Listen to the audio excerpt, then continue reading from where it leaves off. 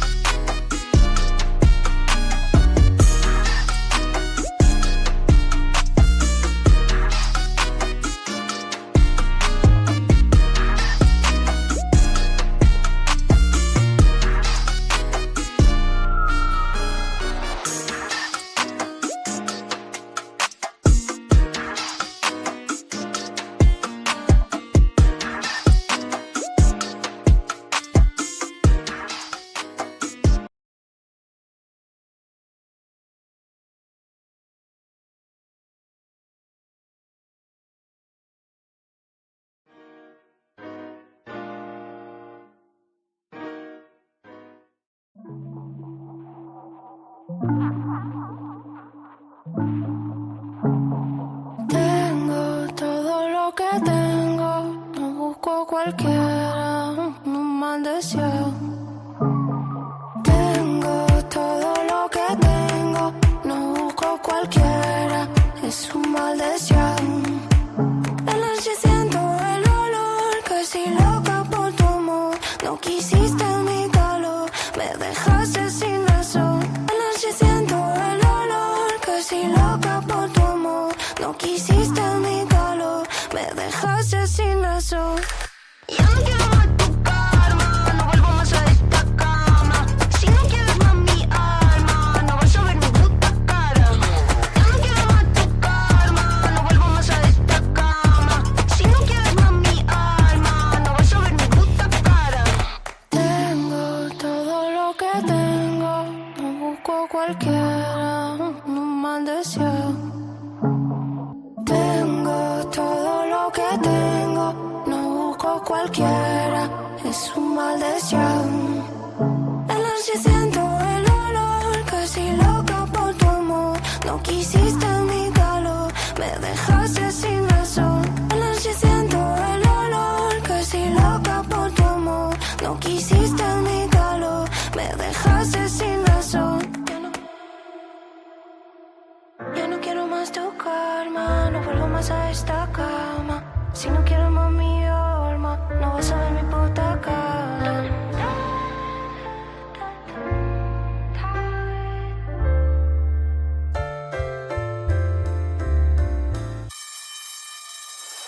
Ya no quiero más tu karma, no vuelvo más a esta cama. Si no quieres más mi alma, no vas a ver mi puta cara. Ya no quiero más tu karma, no vuelvo más a esta cama. Si no quieres más mi alma, no vas a ver mi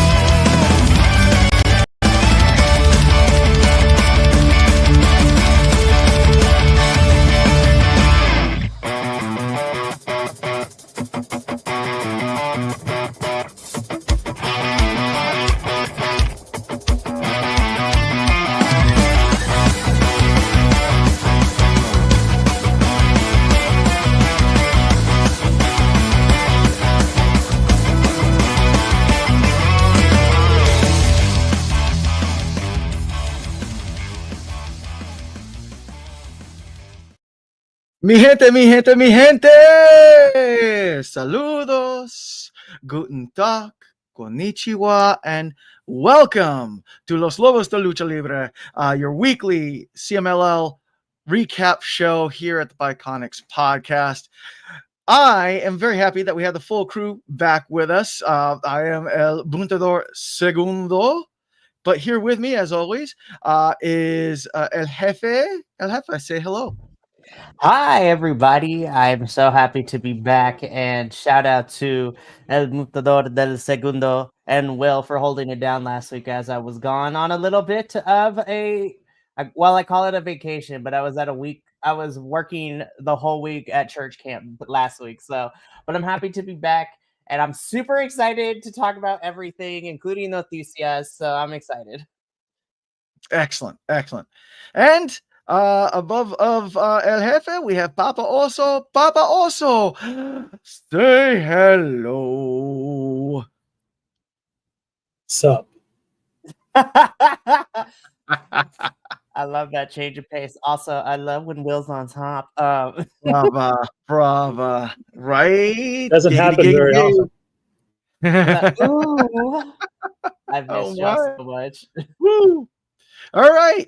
So what are we here to talk about? We are here to talk about the CMLL Viernes Espectacular show from July 18th, 2025, happening from that happened at Arena Mexico, the Catedral de Lucha Libre.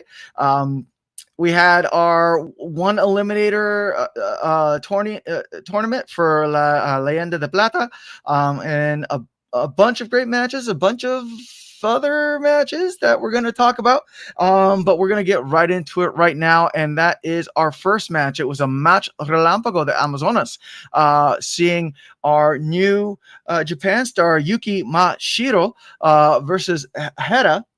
So right off the bat, we got a triunfo. Yuki Mashiro, she won by submission. A really cool looking octopus that she sunk in on Hera. Great back and forth, high energy, but then there was a scary moment when Hera was climbing up to the top rope and then she fell. It seemed like it was dare I say, a botch. And then after that, I don't know if for the rest of you, it felt like they made an audible and had to cut the match early, but it felt like it ended abruptly. El Jefe, let's start with you. Yeah, I mean, the match itself, it was fine.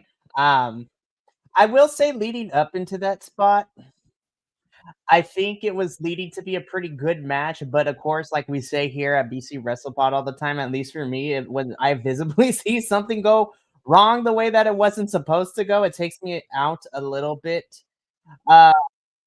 So yeah, this was tough to watch. I mean, because I still enjoyed it by the end of this. I think this was a decent match, but yeah, that bad moment from Hera totally kind of threw everything off for the match itself. But otherwise, it was a decent match. However, to kind of flip it to a little bit of a positive too, it's been really nice to see Yuki fit in so well in CMLL, especially in the Amazonas division. Yeah, there we go, Agent Lo-Fi. This is only her second, well, at least for Viernes Espectacular, this is her second time I'm seeing her. But knowing anything about our girls from Japan, like they always seem to fit in so well here whenever they get to come down to CMLL. So this was a decent match, but I felt really bad for Hera here. Yeah, definitely. Papa also. Yeah, I mean, I concur with everybody. I mean, it was great. I liked the match. I thought it was pretty decent. Yuki is amazing, and I love her, and I wish she was here forever. I know she's not, but it'd be great if she was. And of course, Hera is amazing. I love Hera too. But yeah, I'm a little concerned there for a moment, and I was like, ugh. But you know, the funny thing about it, and we'll talk about it later on, but it's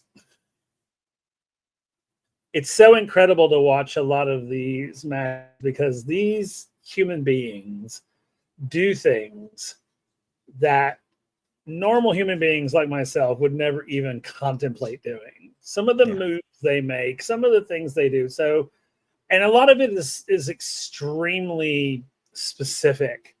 And I think that, and unfortunately, because of that, any minuscule misstep is going to cause a cascade effect. And I think we saw that in this first match, unfortunately. Yeah. But again, I actually thought the match was pretty decent. I really liked it. Yeah. It was definitely a good opener, and it speaks to Hera's professionalism, how she climbed right back in and she finished the match. It doesn't look like she was hurt majorly, because she was up and about and wrestling some events later on, and also we're going to be seeing her this week, but we'll talk about that later. So Triunfo Yuki Mashiro. Moving on to our next match, we had Relevo Sencillo, 2 de 3 caídas. A little bit of a build-up to the Felino Rey Bucanero Caballera versus Caballera match for the 92nd anniversary show. But here we have Blue Panther, Rey Bucanero on the technical side versus Virus and El Felino. Our first pinfall went to the Technicals, where Rey Bucanero and Blue Panther got surprised roll-ups and pinned Virus and El Felino. Second went to the Technicals, and actually there was a disqualification. So the whole match went to Rey Bucanero and Blue Panther. And this was kind of my thought about this match. I wanted to enjoy it more. Papo, so let's start with you. And then I'll chime in. I know I agree with you, and I know where you're going with that. I absolutely agree. I wanted to really I really wanted to be more into this. I don't know why I wasn't. There was something that I don't know. And I agree with Agent Lo-Fi. I love watching the older wrestlers, doing their thing. But I don't know, there was something odd in this one. Mm-hmm. I watched it twice, trying to figure out why. I don't know. I mean, they were all good. I mean, yep. I think this is my first time seeing Rey Bucanero. Mm-hmm. I don't think I've seen him before. I may have, and my old brain is just saying, no, you haven't. But I mean, I don't know. There was just something. There was some. To me, it felt slow, if that makes sense. Okay. Even though it wasn't slow, but it felt slow. Right. It felt, and this is going to sound so horrible, and let me put this out there. I have the highest respect for these human beings. These guys are amazing. Say it. It felt geriatric. Okay. Like they released us from the home and we're coming down to do a thing, and then we do a thing, and then I mean, that's truly, and that's just how it felt. That's not how it looked. It's just how it felt.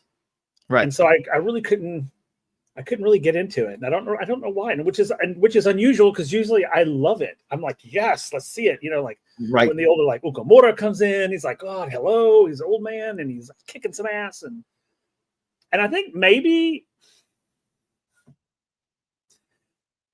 if it had been like older generation versus a younger generation,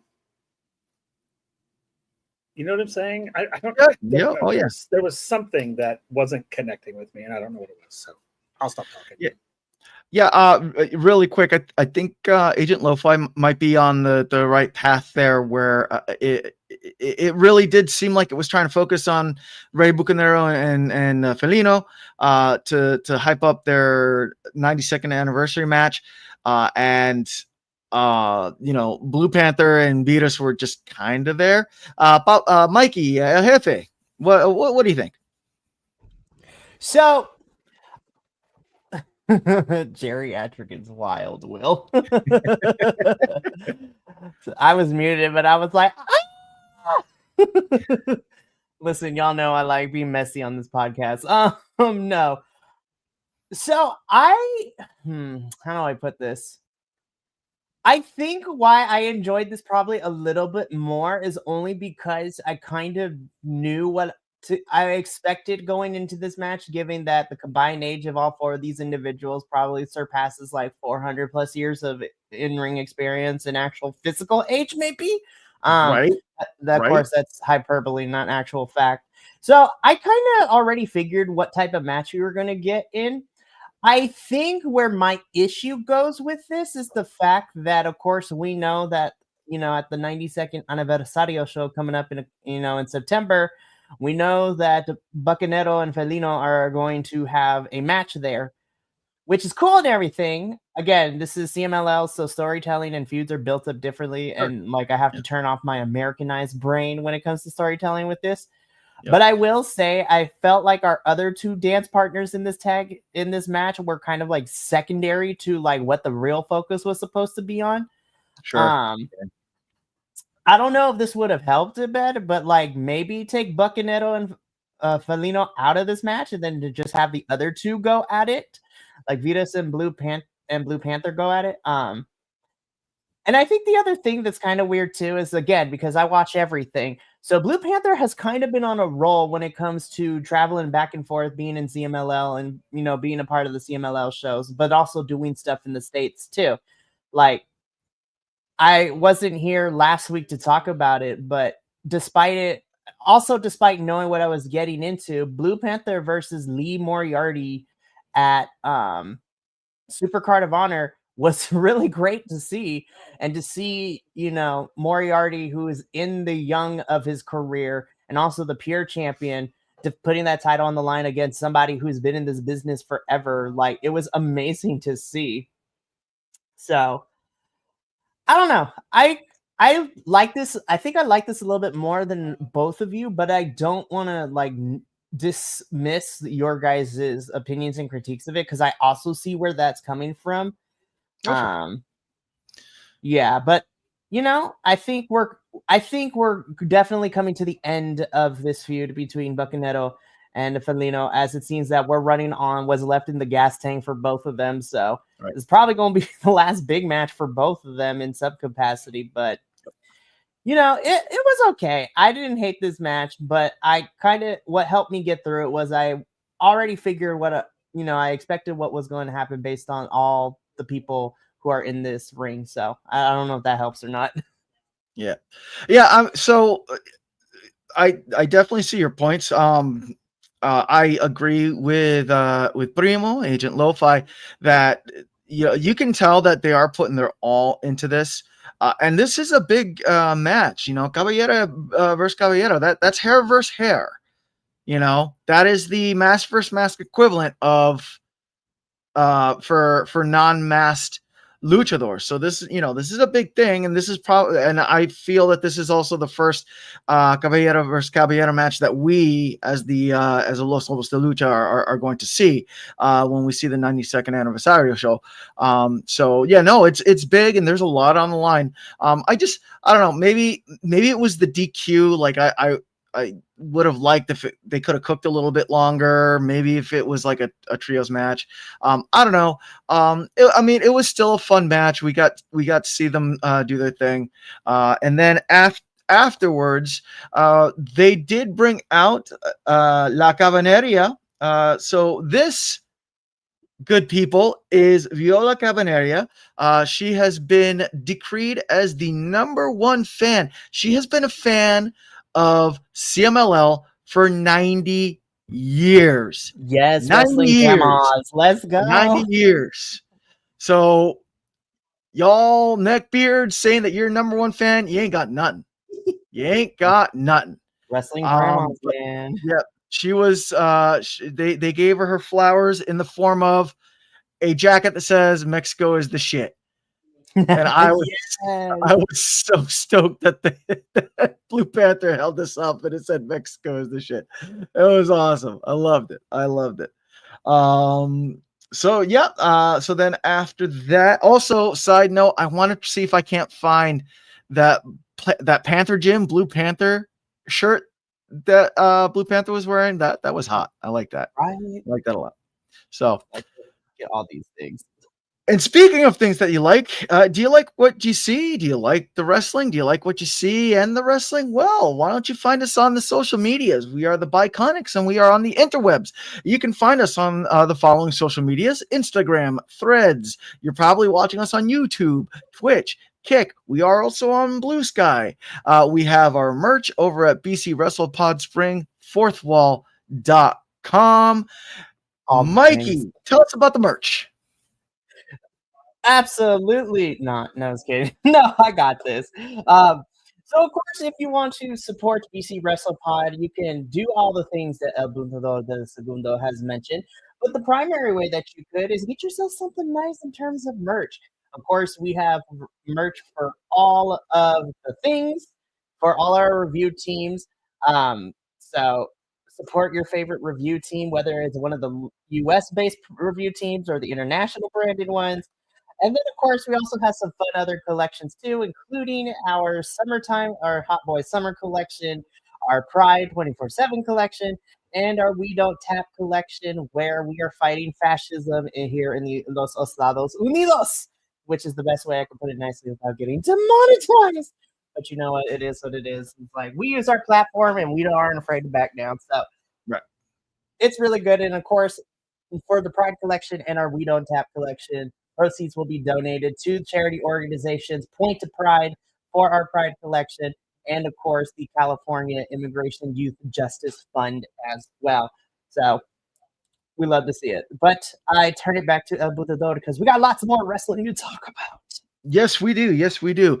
And really quick, just to kind of show you what we have coming up tomorrow night. Nope, that's not. Hang on. There we go. Tomorrow night we have our mystery wrestling review, where we go over mystery Evil Uno's mystery wrestling 17. Really fun time. Really fun time.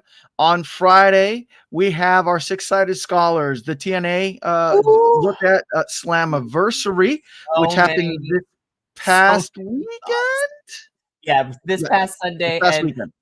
Let me tell you, even if you don't follow TNA like that, y'all want to tune into this review because we have thoughts and feelings because we have so many questions and moving forward. Oh, sure.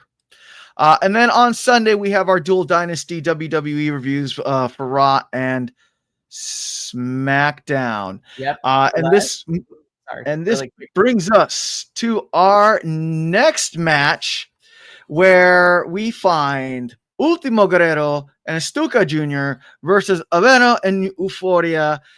Hey, someone ask El Buntador Segundo, why is the match card so janky? Go ahead. Someone asked that question.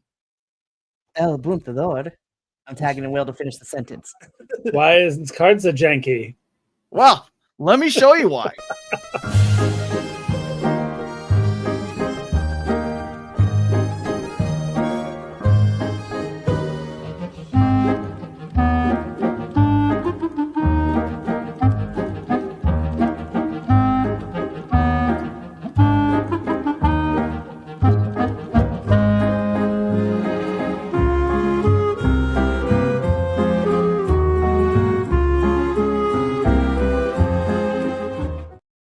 These two teams did it to us again. They did it to us again. We got no match card. They almost killed the ref inadvertently, caught in the crossfire. Oh man, I'm telling you, when the Guerreros, Loganeros, and Infernales, when they start grappling, just batten down the hatches. This was a very fun match. Dare I say it was the blow-off match from the week before. So our first pinfall, this was a sencillo, best 2 out of 3 pinfall. The first pinfall went to Los Infernales. yeah, we're going to talk about that. Second pinfall went to Guerreros Laguneros, where Ultimo Guerrero, he got his pulpo on Averno, his submission move, and made Averno submit. And then our third pinfall went to the Guerreros Laguneros, Stuka Jr. hitting his plancha espectacular and pinning Euforia, and then Ultimo Guerrero again hitting the pulpo on Averno. Great energy. This kind of like brought the energy level back up in the show. These two teams are just great examples of what the archetypical Rudo is, just like coming in and wrecking house. Damn, who's in the way, during that third pinfall, did we see another botch maybe? El Jefe, what do you think?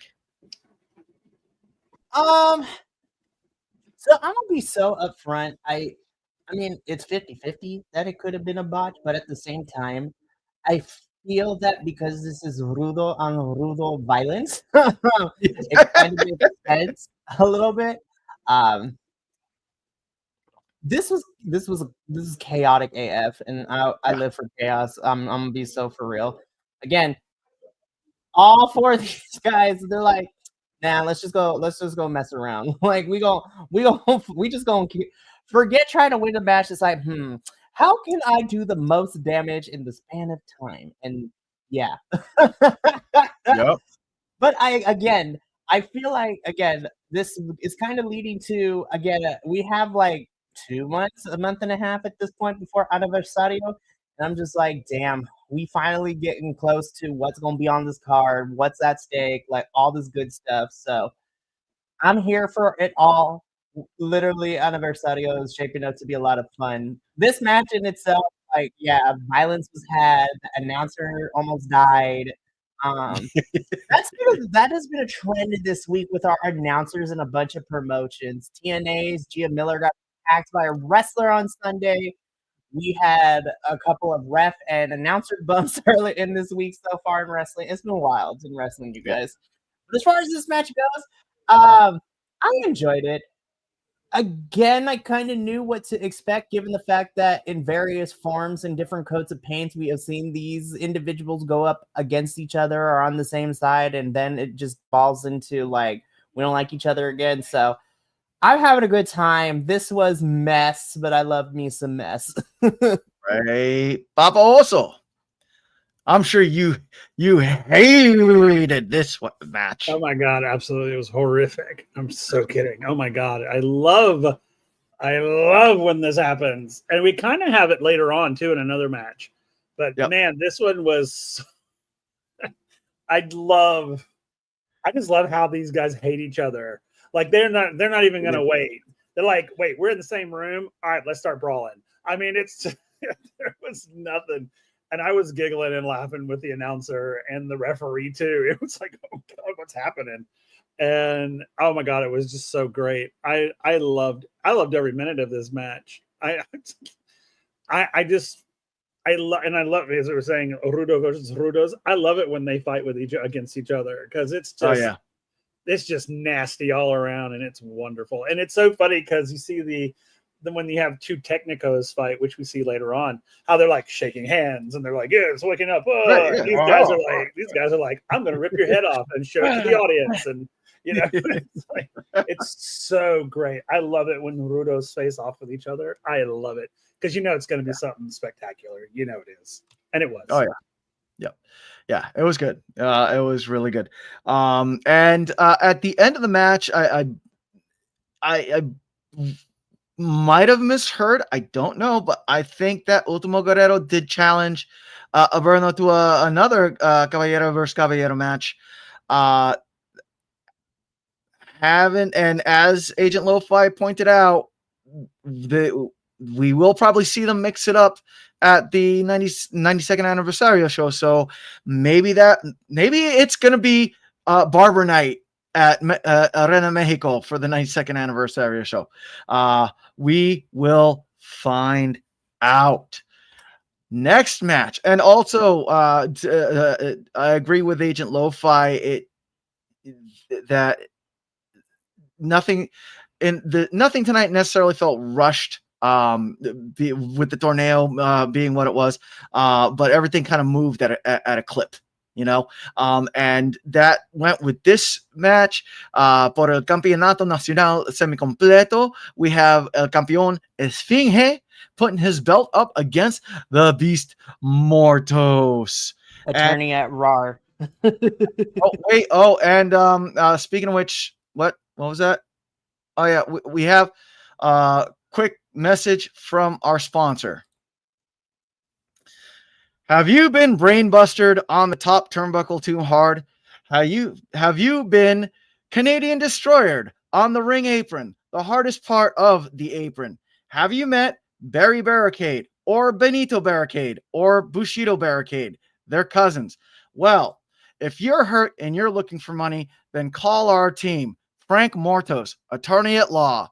Frank Mortos, attorney at law, will work for your money. Frank Mortos, attorney at law, roar, grumble, roar. I can't. So,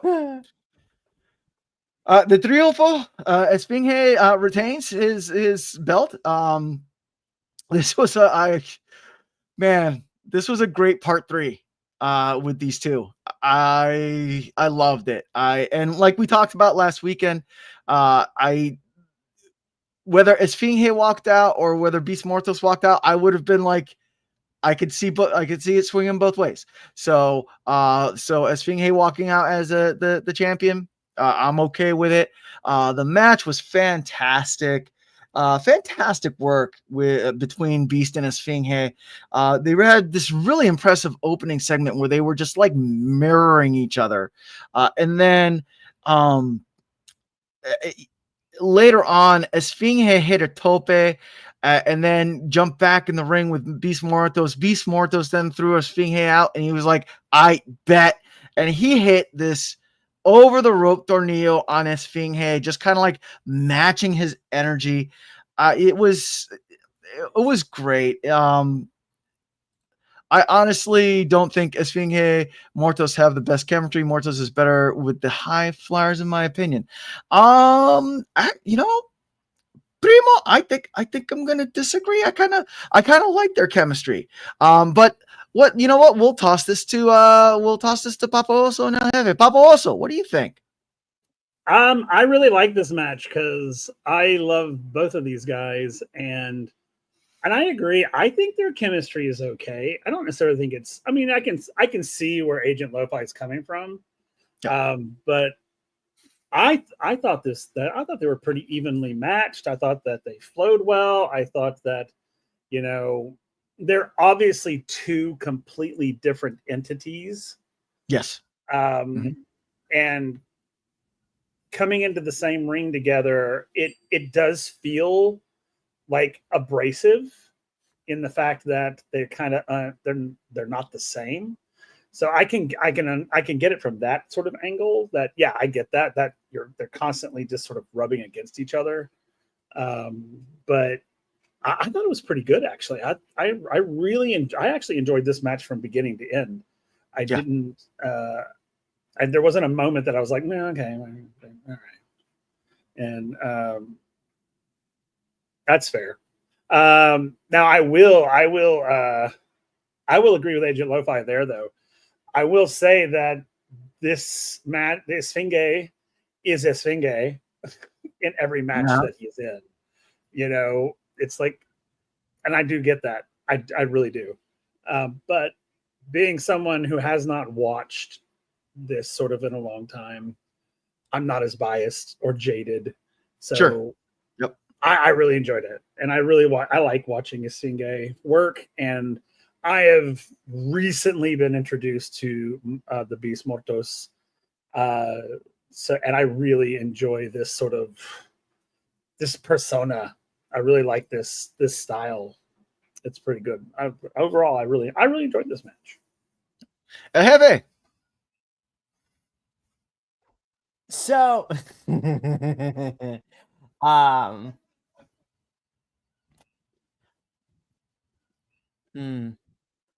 going to articulate this in the best way possible.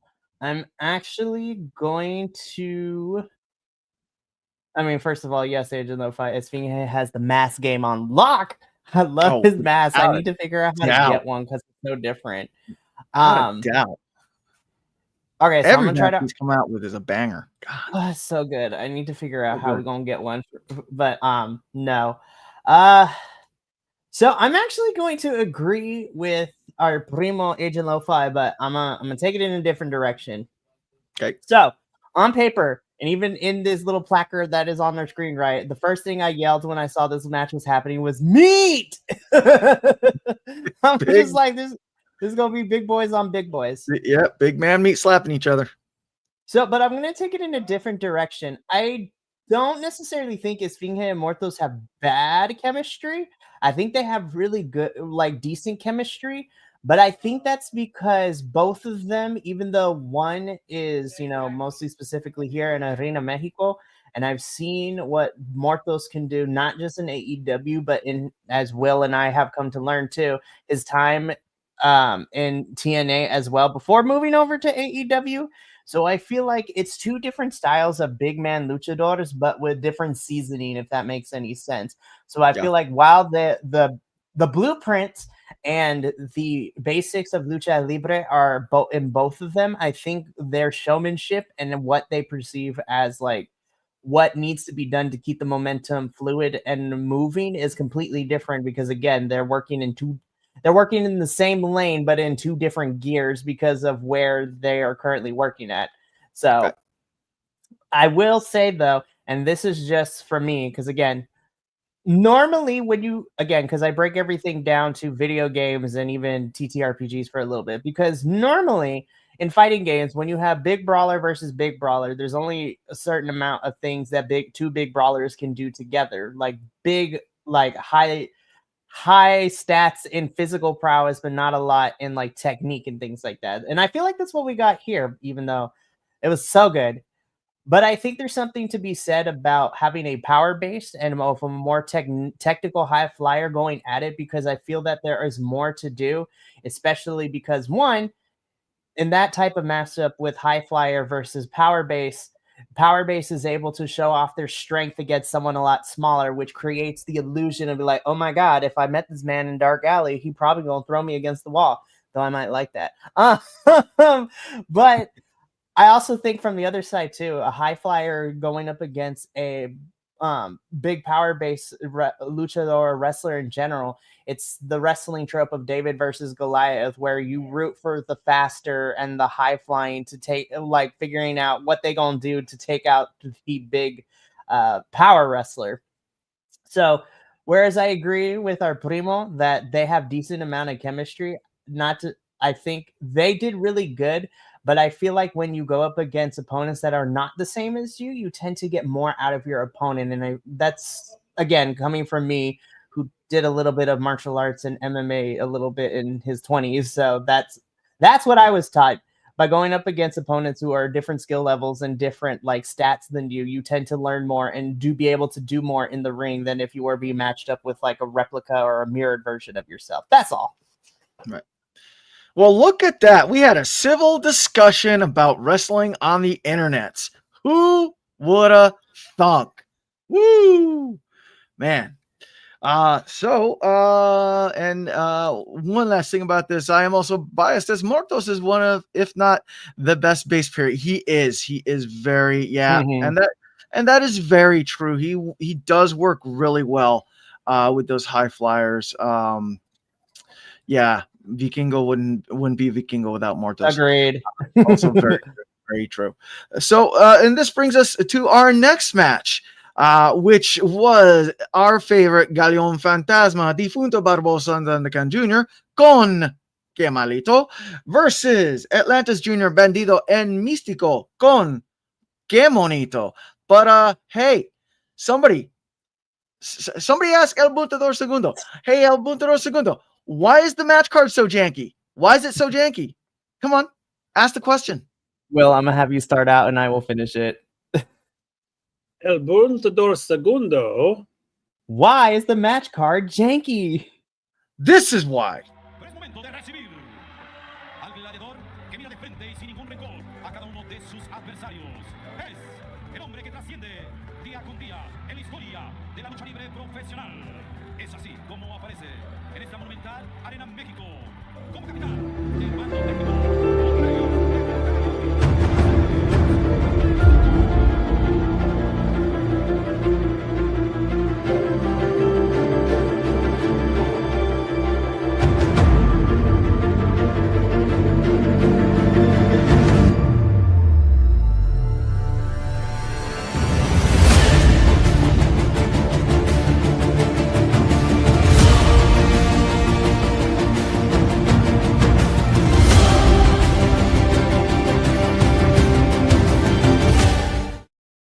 That's twice in a night, CMLL, twice in a night that you gave us a match where they started out on the ramp and you didn't give us a match card. I'm kidding. This was a fun match. It was what it was. It was the semifinal before the torneo. I felt like it got us to where we need to be for the torneo. It was a relevo australiano, best 2 out of 3 pinfall. Really quick. First pinfall went to the Technicos, where Atlantis Jr. pins Zandakan Jr. Second pinfall went to Galeon Fantasma, where we had a really cool triple pin. I love the teamwork of Galeon Fantasma. And then our third pinfall went to the Technicos, where Místico hits La Mística on Zandakan Jr. and makes him submit. Yeah, it's been a minute since Místico has done a stage dive. He's really been, ever since he's come back from his hurt tricep or whatever, he's really been feeling it. And hey, Tyler, welcome to the show. So El Jefe, let's start with you, El Jefe. Our favorite ghost ship versus these high flyers. I mean, can I just say, first and foremost, I really, really love this match. I think, don't get me wrong. I love me a good torneo, which we're going to talk about later. But honestly, for me, this is probably my favorite match of the entire night. And I think it's because everybody in this match is like one of my faves. I love the entirety of Galeon del Fantasma. Like, I love all three of them. They are so good. And then you look at the other side too. I also love Atlantis Jr. Místico has gone Super Saiyan, which was great to watch. And I'm going to be so for real. I'm calling it now, unless anything changes. I think Bandito is going to be my favorite wrestler of 2025. Like, this man has been nonstop on the ground and just grinding and appearing everywhere he can. Bandito has had a fantastic summer, y'all. It's crazy. It's stupid crazy how good he is. And I was just like, you would forget he concussed himself coming back in December. And now this man is, I'm telling you, since winning the Ring of Honor World Championship at Dynasty back in April, Bandito has been on the gas pedal, like all gas, no brakes. Yada, I mean, it's just like, holy crap, man. This was such a fun main event. Everybody did everything and then some. Like, literally, we just witnessed Místico just diving. He's just like, fuck it. This was a blast. And I was just like, yeah, this was fun. Wait a minute. You mean tell me we got something after this? What the flip, CMLL? I was like ready to call it a night. Yeah. Paposa, what'd you think? I love this match. It was so good. And again, because the chaos started early before the match officially started. And I loved, oh my God, the chaos. And I love the chaos. And that launch by Místico was so good. Yeah. It's just like, at first I was like, what is he doing? Oh my Lord. And there he goes. And I was like, oh my God, it's so good. And this is the match that I was like, wow, these guys do a lot of like what we would consider like dangerous shit, man. Yeah. And some of those moves are like, wow. And they execute them so well. And I mean, especially like any of those moves where like the legs go around the neck and they flip them over. Yeah. I mean, that's yeah. you do that wrong, you're hurting somebody for good. Yeah. You know, and I mean, they just execute so well. It was just great to watch. And our favorite pirates were just, I agree with you. They just work so damn well together. It's just so neat to watch them. I mean, they work as a crew, which is great and fitting for who they are. And yeah, and I will agree also with everybody else, or at least Mikey and Agent Lo-Fi, I guess, because I'm not sure about El Luchador Segundo. But yeah, I'm here for Bandito, by the way. Yeah. God, he's so good. I like him a lot. I'm so glad he's here. So glad. But yeah, this match was amazing. Yeah, no, I agree with everything everyone said. Mystico is so stupid over right now, but he has he's got the talent to back it up. You know what I mean? Bandito, yeah, I can see that as a best wrestler for 2025. He has just everywhere he's gone, he's put on a great match. You know. Sorry, Atlantis Jr., if you seem like you were kind of lost in the shuffle in this. He's Atlantis Jr. is also good in his own right. The three of these luchadors together, fantastic. El Galeon Fantasma, like I said, I love the way they work together. They do such fun spots. Like I love that triple pin for the second fall. We got Defunto doing his Defunto things. Yeah, it was good. It was good. I definitely stoked that they're getting these opportunities, like top card Rudos, like they should be. Yeah, definitely. I wouldn't mind seeing some gold on them. Just saying, putting that out in the universe. So this brings us to the main event of the night, which was the Torneo La Leyenda de Plata. So this torneo, for anyone that hasn't seen, the way that this torneo is run is there's 3 parts. So the first part is a torneo cibernetico, where all the wrestlers start in the ring and they toss each other out. They have to get tossed over the top rope, and then as they get tossed out, that is the who wrestles who. And then once they run that, then they do round 2 right away, where the first and second person that got eliminated come in, they wrestle. Then the third and fourth, etc. And then they have a round, they whittle it down to the finals, and then the finals, of course, will be next week. So to start us off, we have Angel de Oro, Max Star, Capitan Suicida, Explosivo, Templario, Titan, Neon, and Máscara Dorada. The order, as I'm gonna call it, the order of tossing or round 1 was you had Max Star was the first one to go out, followed by Neon, Explosivo, followed by Titan, Capitan Suicida, followed by Máscara Dorada. So those were your matches. And what I'm going to do is I'm going to run down what happened in the match, or who won the matches real quick, and then we will have our big discussion on it. So in the next round, we saw Max Star versus Neon, where Neon pins Max Star. Explosivo versus Titan, where Titan pinned Explosivo. Capitan Suicida versus Máscara Dorada, where Máscara Dorada pinned Capitan Suicido. And Angel de Oro versus Templario, where Templario pinned Angel de Oro. And then in our last round, Neon versus Titan. Neon pinned Titan. Máscara Dorada versus Templario. Máscara Dorada pins Templario.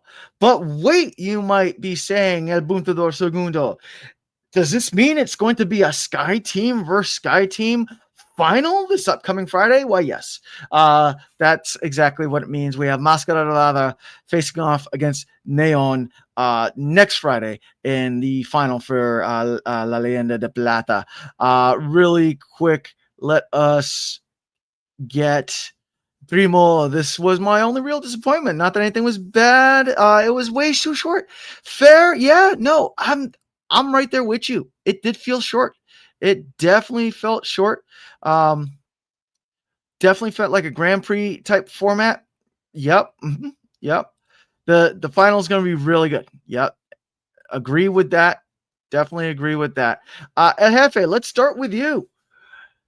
What do we think? So I was ecstatic about this because, this was one of the first things that, well, but outside of Fantastica Mania, this was also one of the other things we kind of covered when we first started covering CMLL last year. And I had such a great time last year, and I had a great time this year.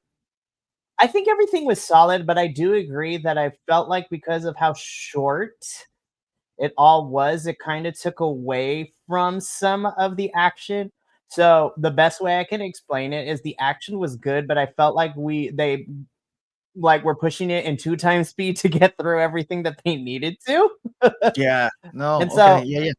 and I feel that each time we were getting to the climax of the match, but then it stopped right there. It's like, no, we were just getting started. But I also agree with Agent Lo-Fi too in his assessment, where it was like, after what we saw in the match before, people were like, all right, we're good, so we're gonna leave. I was like, that's a bummer. But I still like this. I thought this was a lot of fun. But I will say though, I am hyped for this final this Friday. Yeah, definitely. Papa also. I love this too. I think it should have come before the Bandido match, but whatever. Also, I think if they had just split this down the middle and did like half of it this week and half of it the next week, and then did the final the week after that, I think we would have had more time with each of them. Yeah, I feel like that's what they did last year. Was they had so too. Yeah, they had one part. They had one part 1 week, next part the next week, and then that it was stretched out through 3 weeks, which I think worked out better. Yeah. Because I agree. I think it was just everything was just so fast and short that we couldn't. I mean, I didn't have a chance to really enjoy each of the matches because they were so fast. Yes. And it was just like, I mean, I would rather have seen the first 2 sets go get those winners than have them face off to whoever that is going to face the winner of the next week, and then on or whatever. I agree. I thought that this could have been far more enjoyable if they had been broken up a bit more. So even though I loved them all, but I wanted more. It just left me wanting more. Yeah. No. Yeah. That it wasn't anything. It wasn't anything bad. We just we wanted more. But in the end, we got Mascara Dorada and Neon facing off, and that was our show for this past Friday. What's coming up this other Friday? Why, I can tell you. On Friday, the 25th of July, we got, starting us off, Juvia, La Jarochita, and Yuki Mashiro versus Dark Silueta, Reina Isis, and Hera. So, interesting to see kind of this match again, but with Reina Isis involved. So it should be a lot of fun. And I'm kind of wondering if they're might be building up a Yuki versus Hera type thing. I wouldn't mind. I wouldn't be mad at that. But that's beside the point. Next, in a lucha in triangular, we have Averno versus Esfinge versus Dragon Rojo Jr. After that, in an evento especial in triangular, we have Ultimo Guerrero versus El Valiente versus Barba Cavernario. Woo! Those matches are going to be rough in the best way. And then, after that, we have a match Relampago, Místico versus Hechicero. That's going to be cool. And then, our finals for the Leyenda de Plata of Máscara Dorada versus Neon. CMLL loves to change the rules on their torneos. It can get a bit frustrating. Yeah, That is fair. But you know, we're at the finals, so we'll see what happens next week, or we'll see what happens next year. But this upcoming, you know, this final is going to be really cool. It's definitely a stacked show that we got coming up, and that's it. Now I'm going to toss it over to Mikey for Los Noticias.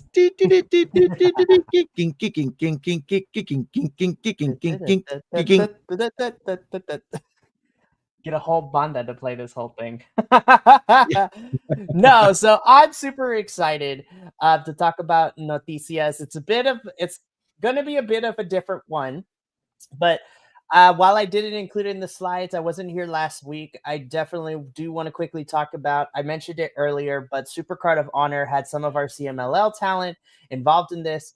The pure championship match between Lee Moriarty and Blue Panther was really fun to watch. Nick Wayne versus Titan was fine. I think they each nerfed each other, so it wasn't the same like we saw in Best of the Super Juniors, unfortunately, but it was still a fun match. I will say though, I always am gonna pop for Titan's like submission bridge maneuver that he does, which is such a beautiful thing to watch. Yeah.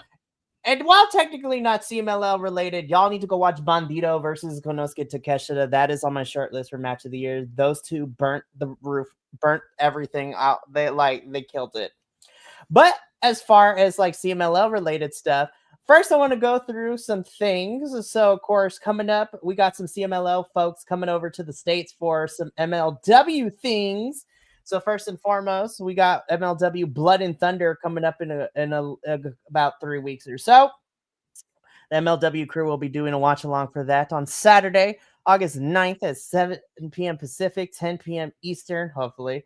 But the reason that I bring this up is because we are getting Místico taking on Ikuru Kwan in the first round of the 2025 Opera Cup for MLW, which includes MLW, CMLL, and New Japan talent. So this is going to be a lot of fun. So I think that's going to be great. But then fast forward. Go for it. What did Ikuru Kwan call himself in his promo? The Lucha Killer or something like that? Something like that. And listen, yeah, he was going hard. He was going hard. That pre-tape promo went hard. Yeah. It was so good. And I'm just like, oh, this match is going to be a lot of fun. I can't wait. But fast forwarding a little bit still on CMLL MLW stuff, in September, coming to us from Texas, specifically North Richland Hills, Texas, MLW will be there for Fightland. And we've been getting announcements over the last couple of weeks of CMLL talent that's going to be at Fightland for MLW. So we have got an announcement that Templario will be in action down there. So that's going to be a lot of fun. We also got Atlantis Senior in action in some capacity down there, which is going to be fun. We're also getting Ultimo Guerrero, so probably something to do with his championship, which should be a lot of fun. We also are having Titan come in for some amazing stuff, which is going to be fun. And Barbosa, surprisingly, is also going to be here, which makes me super excited. But then, of course, the most recent announcement for Fightland is that we are getting Esfinge in action as well. So we're getting some very fun talent. Again, this is MLW Fightland taking place Saturday, September 13th in North Richland Hills, Texas. So Agent Lo-Fi, I love this. It's like Barbosa got a visa hype. Same. That is like 2 hours from me. Guys, we'd like to officially announce the GoFundMe. Right? I'm looking it up right now. So, one way, shape, or form, we will figure out a way to send Will to Fightland in September if we can. Yeah, I don't know what it is about 2025, but a lot of these companies are making their way to, funny enough, where we all live, so all of us can experience wrestling in some capacity. So, it's gonna be fun. But I also have some other noticias. This is breaking news, and this comes thanks to Agent Lo-Fi. So Informa happened. We got some stuff for Aniversario set up, as well as things for this Viernes Espectacular. But the one thing I do want to discuss that was revealed to us is we have the official lineup for Team Mexico and Team World for the Grand Prix happening on August 29th. So I'm super excited to do this. So they announced that tonight. So I'm going to start with Team Mexico because we love Team Mexico. And I'm excited for everybody that they have. So on Team Mexico for the 2025 Grand Prix, we have Máscara Dorada, Neon, Ángel de Oro, Titan, Templario, Atlantis Jr., Volador Jr., Místico, Difunto, and Zandokan Jr. Wow. So that makes me excited. I was like, I'm noticing these are a lot of the younger talents involved in this Grand Prix, so I'm not going to be upset. I'm going to be so for real. Right. But now, am I crazy, or is that a little leaning rudo? Well, let's figure out. So Máscara Dorada, on there, those are técnicos. Titan is técnicos. Templario is technically técnico. Atlantis Jr. I feel like it's a good even split, if I'm being completely honest. Okay. I mean, it's leading more towards technical, but I feel like it's a good split between the two. So that should be a lot of fun. Same here. I'm so stoked that Zandokan and Difunto made it too. Yeah, definitely. All right, so now let's get into Team World. Team World is representing different parts of the world as well as their different companies, and I'm super stoked for this announcement. So representing, I'm just going to do promotion based because, you know, country of origin is important too, but representing the US and MLW is Dijak. So Dijak is coming back to Arena Mexico, which is going to be fun. Nice. Representing the United States and AEW, Action Andretti. Okay. Representing the UK and Rev Pro is Robbie X. Representing the Philippines and New Japan Pro Wrestling is TJP. So I'm excited about that. Representing the US and AEW, Rocky Arzucar Romero. Of course. This is where I get excited. Representing the UK and Rev Pro, Michael Oku. Nice. I'm like, oh my God, yes. Now we play. I love Michael Oku so much. Representing Japan and New Japan Pro Wrestling, the Bone Soldier, Taiji Ishimori. Nice. Like, ah! So excited. Representing the United States and AEW, Leo Rush. Okay. Representing Mexico and AEW, Beast Mortos. Nice. This one has me all the way hyped, though. Representing Canada and AEW, Speedball Mike Bailey. Wow. Okay. I'm like, I can see Speedball fight Luchadores. I'm so excited. It's great. I'm excited. I've been wanting that forever. And now this Grand Prix is going to have Speedball fight in the Grand Prix against the Luchadors.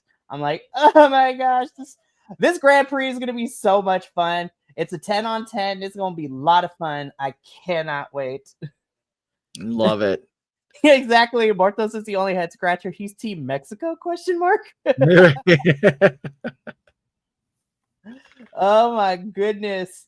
So that is it for Noticias. I am super hyped for all the MLW stuff coming in the next 2 months, but I'm really looking forward to the Grand Prix to kind of end out the summer season at the end of August. So I'm going to turn it back to El Buntador de Segundo to take us home for this one.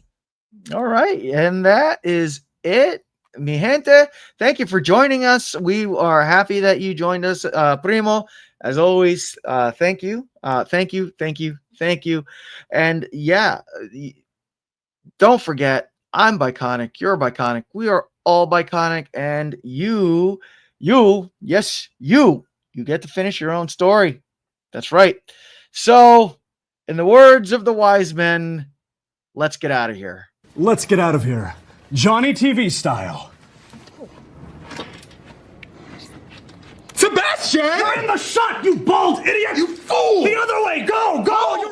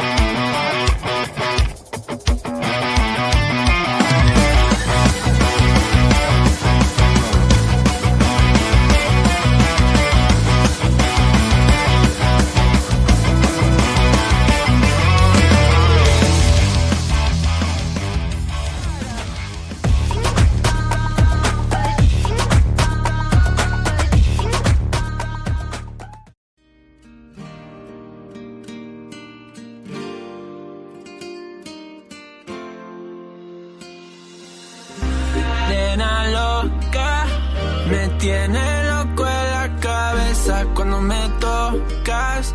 Siento que todo está bien, pero en verdad yo no sé si tú